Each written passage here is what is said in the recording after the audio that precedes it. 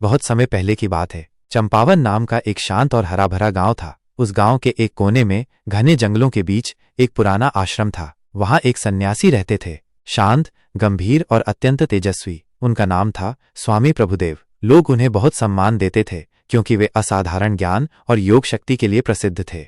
लेकिन इस सन्यासी के बारे में एक अजीब बात थी। वे हर दिन शाम को एक विशिष्ट स्थान पर जाकर एक विशाल सांप की पूजा करते थे। गांव के लोगों ने कई बार देखा कि स्वामी जी एक पत्थर के नाक के सामने नहीं बल्कि एक जीवित सांप को दूध पिलाते हैं और मंत्र पढ़ते हैं। और ये सांप न तो भागता था न ही काटता। वो स्वामी जी के सामने ऐसे झुक जाता मानो किसी देवता के आगे शीश झुका रहा हो। गांव वालों में तरह तरह की बातें फैलने लगीं। कोई कहता यह सांप कोई नागराज है, तो कोई कहता स्वामी जी जरूर कोई गुप्त तंत्र साधना कर रहे हैं।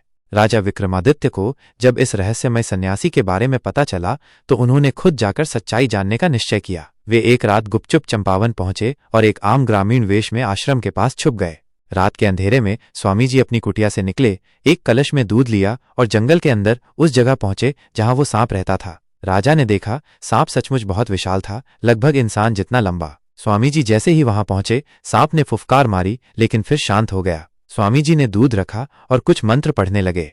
वहीं से कहानी में मोड़ आता है। राजा ने ध्यान से देखा कि स्वामी जी उस सांप से बात कर रहे थे, हाँ, इंसानों की भाषा में। स्वामी जी बोले, अब समय आ गया है, तुझे अपना बदला लेना ही होगा। राजा चौंक गए। बदला? किससे? क्यों? अगली सुबह राजा ने स्वामी जी से मिलने का निश्चय किया। उन्होंने अपना असली परिचय दिया और कहा, स्वामी जी, मैं सच्चाई जानना चाहता हूँ। कृपया बताइए, यह सांप कौन है? आप उसकी पूजा क्यों करते हैं?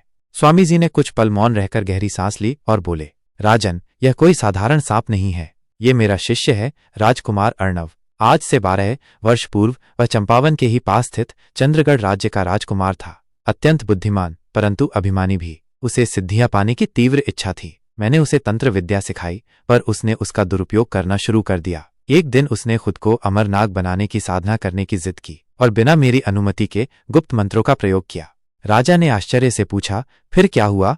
स्वामी जी की आंखों में पीड़ा उभर आई। वो साधना अधूरी थी, मंत्रों में एक गलती हो गई और वो मनुष्य से सांप बन गया। परंतु उसकी चेतना, उसका ज्ञान आज भी वैसा ही है। पिछले 12 वर्षों से वह इसी रूप में है और मैं उसकी रक्षा करता हूँ, उसका पश्चाताप सुनता हूँ। हर पूर्णिमा पर वो थोड़ा थोड़ा मनुष्य रूप पाने के करीब आता है। राजा ने पूछा, तो अब आप क्या करेंगे? स्वामी जी बोले, अब अंतिम साधना का समय है, परंतु इसके लिए एक निर्भीक, सच्चा और न्यायप्रिय मनुष्य की आवश्यकता है, जो बिना भय के नाग को गले लगाए, उसका ताप सह सके और अंत में उसे क्षमा दे सके। राजा चुप हो गए, फिर बोले, क्या मैं वो कार्य कर सकता हूँ? स्वामी जी ने उन्हें देखा और धीरे से सिर हिलाया। रात को अंतिम साधना आरंभ हुई। चंद्रमा की रोशनी में जंगल का वह स्थान चमत्कारी लग रहा था। स्वामी जी ने मंत्र पढ़े, आग जलाई और सांप राजकुमार अर्णव वहां आया। राजा विक्रमादित्य ने साहस दिखाते हुए नाग को गले से लगाया। उसकी त्वचा जल रही थी, उसकी आंखें पीड़ा से भरी थीं, लेकिन राजा विचलित नहीं हुए। एक पल के लिए लगा मानो समय थम गया हो। फिर अचानक सांप की देह से तेज प्रकाश निकला और एक जवान राजकुमार उसमें से प्रकट हुआ। वह रो पड़ा, स्वामी जी, आपने मुझे फिर से मनुष्य बनाया। स्वामी जी मुस्कुराए, तेरा घमंड तुझे सांप बना गया था, तेरा पश्चाताप तुझे फिर से इंसान बना गया। राजा विक्रमादित्य ने कहा, धर्म और साहस जब साथ हों तो कोई अभिशाप भी टूट सकता है। कहानी समाप्त होते ही बेताल ने सवाल किया, हे राजा विक्रम, तुमने उस राजकुमार को क्षमा किया, उसे गले लगाया, परंतु सोचो, अगर वो साधक नहीं बनता तो क्या वह अभिशप्त होता? क्या ऐसे लोगों को मौका मिलना चाहिए जो ज्ञान का दुरुपयोग करते हैं? राजा ने उत्तर दिया, जो गलती करता है वह अपराधी है, परंतु जो गलती मानकर उसका पश्चाताप करता है वह सुधार का पात्र है। अगर हम उन्हें मौका न दें तो पश्चाताप का कोई मूल्य नहीं रह जाएगा और सच्चा पश्चाताप ही मनुष्य को श्रेष्ठ बनाता है। बेताल मुस्कुराया, तुमने फिर सही उत्तर दिया राजन, लेकिन अब मैं फिर उड़ता हूँ।